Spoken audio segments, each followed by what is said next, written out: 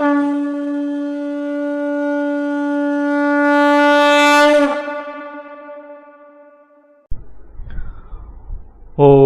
নমো ভগবতে বাসুদেবায়। স্বামী প্রজ্ঞাদাস কাঠিয়া বাবাজি রচিত গীতা চিরন্তন থেকে নবম অধ্যায় রাজবিদ্যা রাজগুহ্য যোগের পরবর্তী অংশ। গতি ভর্তা প্রভু সাক্ষী নিবাস শরণং শ্রুহিত প্রভব প্রলয় স্থানাং নিধানাং বিজম্বয়াম। আমি জগতের গতি, পালনকর্তা, প্রভু, সাক্ষী, নিবাসস্থান, আশ্রয়, সুহৃদ, সৃষ্টিকর্তা, প্রলয়কর্তা, আধার, প্রলয়স্থান এবং অবিনাশী বিশ্বরূপ। শ্রীমদ্ ভাগবত মহাপুরাণে ভক্ত ব্যাসদেব শ্রী ভগবানের পরিচয় দিয়াছেন। শ্রীমদ্ ভাগবত গীতায় শ্রী ভগবান জীবের কল্যাণের জন্য নিজের পরিচয় নিজেই দিতেছেন, যাহাতে জীবের অন্তরে কোনো সংশয় না থাকে। তিনি জীবের গতি, গতি শব্দের অর্থ বা গন্তব্য বা ডেস্টিনেশন।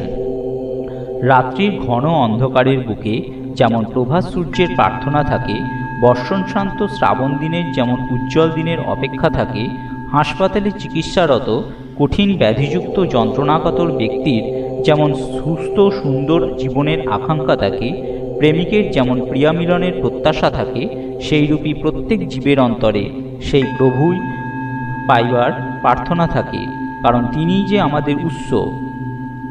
তাই তাহার কাছে ফিরিবার জন্য জগতে এত উৎসব। উৎসকে ভুলিয়া উৎসব করিলে শুধু হইচই সার হয়। তাই কবিকে গাহিতে হইতেছে, হেতা নয় হেতা নয় অন্য কোথা অন্য কোনখানে, অর্থ নয় সচ্ছলতা নয়, আরও এক বিপন্ন বিস্ময় আমাদের রক্তের মাঝে খেলা করে। আমরা সকলে মোহের মধ্যে অন্ধ হইয়াও তাহাকেই খুঁজিয়া বেড়াইতেছি। ইহা যেন কলসি ভরা পদ্মমধুর বাহিরের মধুর সুগন্ধে মুগ্ধ হইয়া মক্ষিকার ভন ভন করিতে থাকা আর বলিতে থাকা, আহা কি তৃপ্তি!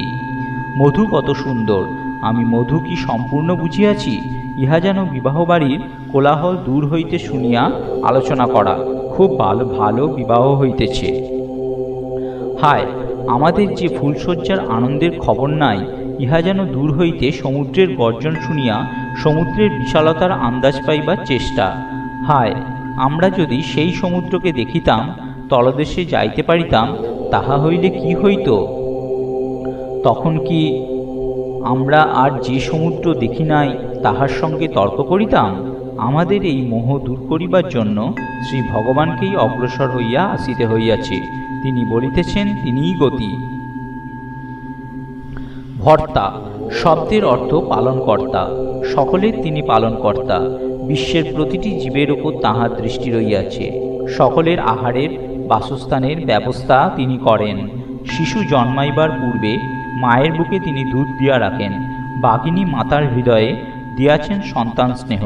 পক্ষীমাতার মধ্যে বিরাজিত হইয়া অনাহারে ব্যাকুল প্রতীক্ষা করিতেছে, কবে ডিম ফুটিয়া শাবক বাহিরে আসিবে। ডিম ফুটিয়া বাচ্চা বাহির হইলেই সেই বাচ্চাকে বড় করিবার জন্য নিজে না খাইয়া শিশুকে খাওয়াইতেছে। মানবী মাতাকে দেখিতেছি নিজে শীতে কাঁপিতে কাঁপিতে নিজের আঁচল দিয়া সন্তানকে রক্ষার ব্যাকুল স্নেহ প্রয়াস। ধন্য প্রভু, তোমার এই জগৎ পালন। নির্জন বনের মধ্যে যেখানে কেউ দেখিবার নাই, সেখানেও ফলের মধ্যে বীজকে আপন হাতে সুরক্ষিত রাখিয়া অঙ্কুরোদ্গমের উপযুক্ত করিয়া তৈরি করিয়া মাটিতে আশ্রয় দিতেছেন, যেখানে শিশু বৃক্ষ জন্মাইবে। নির্জন সমুদ্র তীরে নারিকেল বৃক্ষের ফলের মধ্যে অঙ্কুর উৎপন্ন হইতেছে, যাহাতে জলে পড়িয়া তাহার বাঁচিতে অসুবিধা না হয়। ডারউইন বলিয়াছিলেন সার্ভাইভাল অব দ্য ফিটেস্ট, কিন্তু আসল কথাটি হইল প্রভু জগৎকে এমনভাবে ফিট করিয়া রাখিয়াছেন যাহাতে আমরা সার্ভাইভ করিতে পারি। প্রভু বলা হয়, তাহার ভয়ে চন্দ্র ওঠে, বায়ু বহে, গাছের পাতাটিও কম্পিত হয় না তাহার ইচ্ছা ছাড়া। আমাদের মনে হয় আমরা সকলে প্রভুর প্রেমের বন্ধনে বাঁধা। তিনিই যে আমাদের আত্মা। শ্রী গোপালকে রাজা সাজাইয়া বালকেরা কেহ গাছের পাতা দিয়া চামড় করিত, কেহ বনপুষ্প দিয়া মালা গাঁথিয়া গলায় পরাইত, কেহ বা পুষ্প দিয়া শ্রীচরণ পুজো করিত, কেহ বা পাহারাদার সাজিত, কেহ ফলমূল তুলিয়া নৈবেদ্য নিবেদন করত। এইসব তাহারা করিত, তাহা কি গোপালের ভয় করিত? সকলে প্রেমের বশে করিত। প্রভুর সর্বপ্লাবী প্রেমে বাঁধা পড়িয়া আমরা সকলে কেহ জানিয়া কেহ বা না জানিয়া তাহার সন্তুষ্টি বিধান করিতেছি।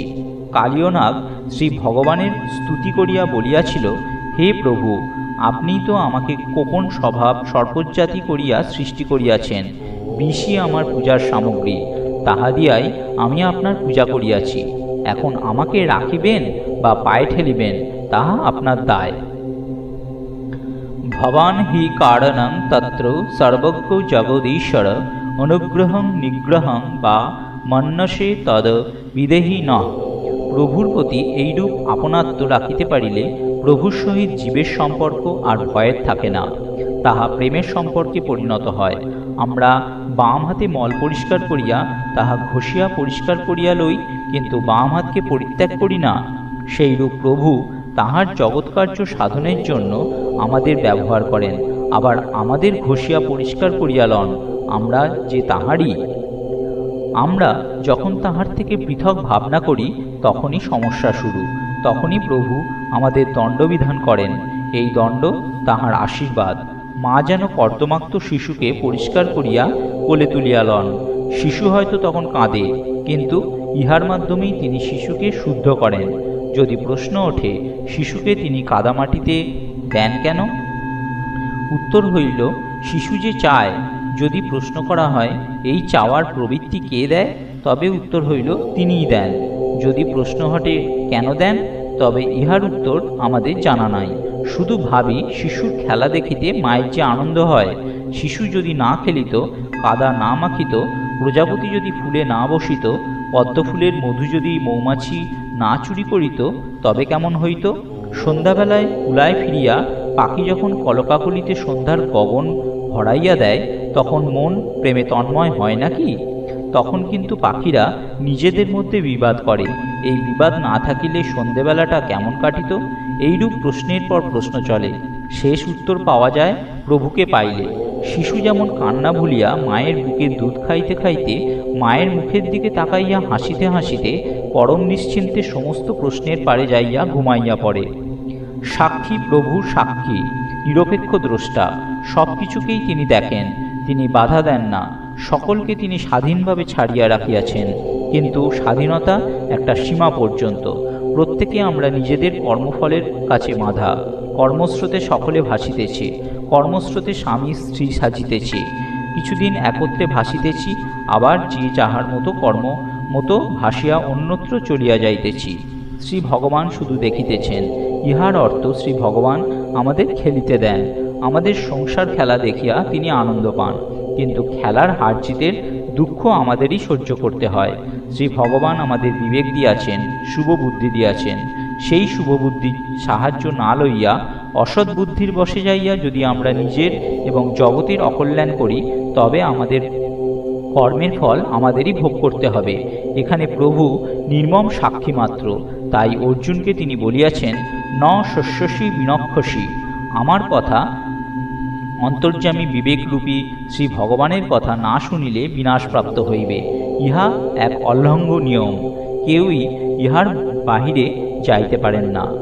প্রভু তখন নিরপেক্ষ দ্রষ্টা মাত্র। নিবাস, প্রভু সকলের আশ্রয়স্থল। আমরা সকলে তাহার প্ররেই বিরাজ করিতেছি। কবিগুরু রবীন্দ্রনাথের একটি অতি সুন্দর অনুভব তাহার প্রবাসী কবিতায় এইভাবে বাণীরূপে পাইয়াছে। প্রবাস কোথাও নাহিরে নাহিরে, যেথা আছি আমি আছি তারি দ্বারে, নাহি যেন ত্রাণ কেন বলো কারে। আমার সেই প্রেম সমুদ্রের কণা, সেই প্রেম সমুদ্রেই খেলিয়া বেড়াইতেছি। আমার শ্রী গুরুদেব বলিতেন, ভগবানকে ঠেলিয়া সরানো যায় না। নাস্তিক, আস্তিক, বৈজ্ঞানিক, মূর্খ, হিন্দু, মুসলমান, বৌদ্ধ, খ্রিস্টান, সবাই সেই প্রেম সমুদ্রের কণা আমরা। প্রভুর জগতে কোনো ভেদ নাই, গণ্ডি নাই।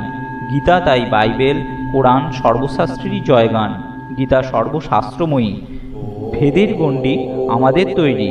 গীতার ধর্ম সর্বধর্মকে শুধু সহ্যই করে না, সত্য বলিয়া শ্রদ্ধা করে। শরণং, শ্রী ভগবান শরণ্য। শরণ লইতে হয় তাহার, যিনি শরণ্য অর্থাৎ শরণ দিতে পারিবেন। শ্রী ভগবানই একমাত্র শরণ্য।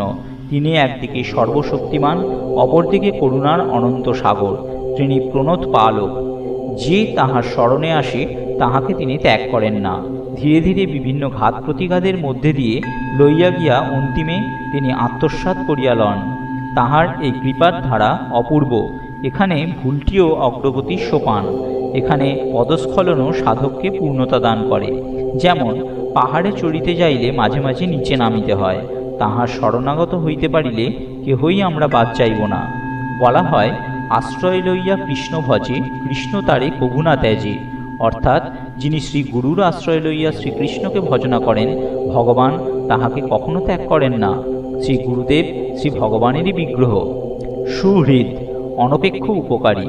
মা যেমন তাহার শিশুর নিকট হইতে কোনো প্রত্যাশা না রাখিয়া উপকার করেন, শ্রী ভগবান আমাদের সেইভাবে লালন পালন করেন। ভাবিলে অবাক হইতে হয়, একই মাটি হইতে কত বিচিত্র সবজি ফল উৎপন্ন হইতেছে। সবই প্রভু ব্যবস্থা করিতেছেন আমারই সেবার জন্য। কোনোটি মিষ্টি, কোনোটি তিক্ত, কোনোটি ঝাল, কোনোটি বা অম্ল। বাতাস ভরা দিয়াছেন অক্সিজেন, নদী ভরা সাধু জল। কর্মের জন্য সূর্যস্নাত উজ্জ্বল দিন, বিশ্রামের জন্য চন্দ্রালোকিত স্নিগ্ধ রাত্রি। এত সব আয়োজন প্রভু করিয়াছেন শুধু আমাদেরই জন্য। শ্রী গুরুরূপ ধরিয়াছেন আমাকে পথ দেখাইয়া দেবেন বলে, মাতৃরূপ ধরিয়াছেন স্নেহ দিয়া আমাকে বড় করিবেন বলিয়া, পত্নীরূপ ধরিয়াছেন সংসার জীবনকে সুন্দর ও স্নিগ্ধ করিবার জন্য, চিকিৎসক সাজিয়া আসেন ব্যাধির যন্ত্রণা উপশম করিবার জন্য, বৈজ্ঞানিককে বুদ্ধি দিয়াছেন জীবনযাত্রাকে সুগম এবং সুখদ করিবার জন্য, শান্তির পথ দেখাইতে শাস্ত্ররূপ ধারণ করিয়াছেন। প্রভু অনপেক্ষ উপকারী। প্রভুর বিশ্বের বিচিত্র রূপ ধারণ শুধু আমারই সেবার জন্য। প্রভব প্রলয় স্থানাম, সৃষ্টি এবং প্রলয় স্থান। প্রভব শব্দের অর্থ প্রভব অর্থাৎ প্রকৃষ্টরূপে সৃষ্টি, সেই রূপ প্রলয় প্রকৃষ্টরূপে লয়। প্রভু হইতেই সৃষ্টি এবং প্রভুতেই লয়। মাকড়সার নাভি হইতে জালের সৃষ্টি, আবার মাকড়সাতেই লয়। প্রভু নিজেই বিশ্বরূপে প্রকাশিত হইয়াছেন, আবার নিজেই নিজেকে সংকুচিত করিয়া লইতেছেন। তাই তাহাকে সৃষ্টিলয়ে স্থান বলা হইল। নিধান শব্দের অর্থ লয় স্থান। বীজং বয়ং শব্দের অর্থ শাশ্বত কারণ। ধান্য, জব প্রভৃতি বীজসমূহের ধ্বংসের মাধ্যমে নতুন গাছের জন্ম হয়। এইভাবে দেখা যায় কার্যবস্তুর লয়ে কার্যবস্তুর আবির্ভাব ঘটে, কিন্তু শ্রী ভগবান অচ্যুত অব্যয় থাকিয়া জগৎরূপে পরিণত হন। এখানে নিমিত্ত কারণ এফিসিয়েন্ট কজ এবং উপাদান কারণ মেটেরিয়াল কজ একই। যিনিই সৃষ্টি করেন তিনিই সৃষ্ট হন। তপাপমোহমোহং বর্ষং নিঘৃণ্যমুৎসৃজামি চ অমৃতং চৈব মৃত্যুশ্চ সদৌ সচ্চাহমর্জুন। হে অর্জুন, আমি তাপ দান করি, জলকে আকর্ষণ করি এবং পুনরায় বর্ষণ করি। আমি জীবন ও মৃত্যু, সৎ ও অসৎ। নিদাঘ তপ্ত গ্রীষ্মকালে তীব্র দাবদাহে যখন সমগ্র পৃথিবীতে ত্রাহিমাং রব ওঠে, তখন শ্রী ভগবান বর্ষার বৃষ্টিধারা আনিয়া সমগ্র বিশ্বকে শান্তি দান করেন। আবার যখন প্রবল বর্ষণে বন্যাপ্লাবিত ধরা আকুল হইয়া পড়ে, তখন শ্রী ভগবান সূর্যের তাপের মাধ্যমে পৃথিবীর জল শোষণ করিয়া লন। পৃথিবী আবার ধীরে ধীরে সুজলা সুফলা হয়ে ওঠে। দ্বিতীয় বিশ্বযুদ্ধের ধ্বংসের পর এক মৃত সৈনিকের হেলমেটের মধ্যে পাখিতে আবার বসিয়া নতুন শাবকের জন্ম দিয়াছিল। গানে আছে, যে জন ফেলবেন তোরে বাণের মুখে তিনিই তরির কর্ণধার। যে ফুল বাসরসজ্জায় লাগে সেই ফুলই আবার মৃতদেহ সাজাইয়া দিতে লাগে। এই দুই রূপেই শ্রী ভগবান পূর্ণ। তিনি অমৃতময় জীবন, আবার তিনিই মৃত্যু। জীবন যেন তাহার এক স্তন্যপান, মৃত্যুর পরের লোক যেন তাহার এক স্তন্যপান। জীবনে তিনি আমাদের সঙ্গে থাকেন, মৃত্যুর পরেও তিনি আমাদের সঙ্গে থাকেন। আমরা কখনোই অসহায় নই। তিনিই সৎ স্থূল দৃশ্য বস্তু, আবার তিনিই অসৎ অদৃশ্য সূক্ষ্ম বস্তু। তিনিই উত্তম, তিনিই অধম। তিনি জীবের মধ্যে সদ্গুণ রূপে বিরাজ করিতেছেন, আবার ভ্রান্তিরূপেও তিনিই রহিয়াছেন। There is nothing good or bad in the universe, our thinking makes it so. তাই ভারতবর্ষে অসুরের পূজা হয়। ইংরাজি এক্সক্লুশন শব্দের অর্থ কোনো সংস্কৃত প্রতিশব্দ নাই। শ্রী ভগবানের ডিকশনারিতে এক্সক্লুশন বলিয়া কোনো শব্দ নাই। সকলেরই স্থান সেখানে আছে। ত্রৈবিদ্যা মাং সোমপা পূত পাপা যজ্ঞৈরিষ্টা স্বর্গতিং প্রার্থয়ন্তে তে পুণ্যমাসাদ্য সুরেন্দ্রলোক মশ্নন্তি দিব্যান দেবী দেবভোগান। বেদোক্ত কর্মকাণ্ড অনুসরণকারীগণ যজ্ঞের দ্বারা আমাকে পূজা করিয়া সোমপান করিয়া পাপমুক্ত হইয়া স্বর্গগমন প্রার্থনা করেন। তাহারা পুণ্য সুরেন্দ্রলোক প্রাপ্ত হইয়া স্বর্গে দিব্য দেবভোগ্যসমূহ ভোগ করেন। ত্রৈবিদ্যা ঋক সাম যজু এই ত্রয়ী উক্ত সকাম কর্মকাণ্ড অনুসরণকারীগণ যজ্ঞই যজ্ঞের দ্বারা মাম ইষ্টা আমাকে শ্রী ভগবানকে পূজা করিয়া সোমপ্পা যজ্ঞাবশেষ প্রসাদ বা সোমপান করিয়া পুত পাপা বিগত পাপ হইয়া স্বর্গতিম স্বর্গলোক প্রার্থয়ন্তে তে সেই সকাম কর্মকাণ্ডী উপাসকগণ পুণ্যম পুণ্য ফল লাভ করিয়া সুরেন্দ্রলোকম সুর ইন্দ্রলোক অসাধ্য প্রাপ্ত হইয়া দিবি স্বর্গে দিব্যান মনুষ্যলোকে অলভ্য অতি উপাদেয় দেবভোগান দেবতাদের ভোগ সকল অসন্ত্নি ভোগ করেন। তে তং ভুক্তা স্বর্গলোকং বিশালং ক্ষীণে পুণ্যে মর্তলোকং বিশন্তি এবং ত্রয়ী ধর্মমনু প্রপন্না গতগতাং কামকামা লোভন্তে। তাহারা সেই বিশাল স্বর্গলোক ভোগ করিয়া পুণ্যক্ষয় হইলে মর্তলোকে প্রবেশ করেন। এই প্রকার বেদোত্রয় বিহিত ধর্ম অনুসরণ করিয়া কামনাযুক্ত পুরুষগণ পুনঃ পুনঃ জন্ম মৃত্যুরূপ গতিপ্রাপ্ত হন। তে সেই সকাম কর্মোপাসকগণ তং বিশালং সেই বিশাল স্বর্গালোকম ইন্দ্রাদিস্থান ভুক্তা ভোগ করিয়া ক্ষীণে পুণ্য পুণ্যফল ক্ষয় হইলে পর মর্তলোকম মনুষ্যলোক বিশন্তি প্রাপ্ত হয় এবং এইভাবে ত্রয়ী ধর্মম বেদোত্রয় বিহিত কাম্য কর্ম অনুপ্রপন্ন বারবার অনুসরণ করিয়া গতাগতম যাতায়াত লভন্তে লাভ করেন। অনেকে আছেন বেদের কর্মকাণ্ড অনুসরণ করেন, ইহারা নিষ্কামভাবে শ্রী ভগবানকে লাভ করিবার জন্য ইহা করেন না। তাহারা সকামভাবে যজ্ঞাদি অনুষ্ঠান করেন এবং শ্রী ভগবানের পূজা করেন, কিন্তু তাহাদের উদ্দেশ্য বা লক্ষ্য থাকে পুণ্যফল লাভ, যাহার দ্বারা মৃত্যুর পর স্বর্গলোক লাভ করিতে পারেন। ইহারা সৎ কর্মপরায়ণ এবং ধার্মিক। ইহারা অসৎকর্মকে খুব ভয় পান। সর্বদা তীর্থাদি সেবা এবং যজ্ঞ পূজাদি অনুষ্ঠানের দ্বারা জীবনযাপন করেন। এইরূপভাবে জীবনযাপন করায় তাহাদের অতীতের সমস্ত পাপ দূর হইয়া যায় এবং তাহারা নিষ্পাপ হইয়া যান। কিন্তু নিষ্পাপ হইলেও মনের মধ্যে স্বর্গভোগের আকাঙ্ক্ষা থাকায় তাহাদের চিত্ত মলযুক্ত থাকে। কামনাই এই মল, ইহার জন্য তাহাদের মোক্ষলাভ হয় না। স্বর্গভোগের বাসনা থাকায় এবং পুণ্যরূপ ধনমার্জিত থাকায় মৃত্যুর পর তাহারা দেবেন্দ্রের বিশাল স্বর্গলোক গমন করেন। সেখানে যাইয়া তাহারা মনুষ্যলোকে দুর্লভ অতি উৎকৃষ্ট দেবভোগ সকল লাভ করেন এবং পুণ্যরূপ ধনক্ষয় হইয়া যাইলে তাহাদের গলার মালা শুকাইতে আরম্ভ করে।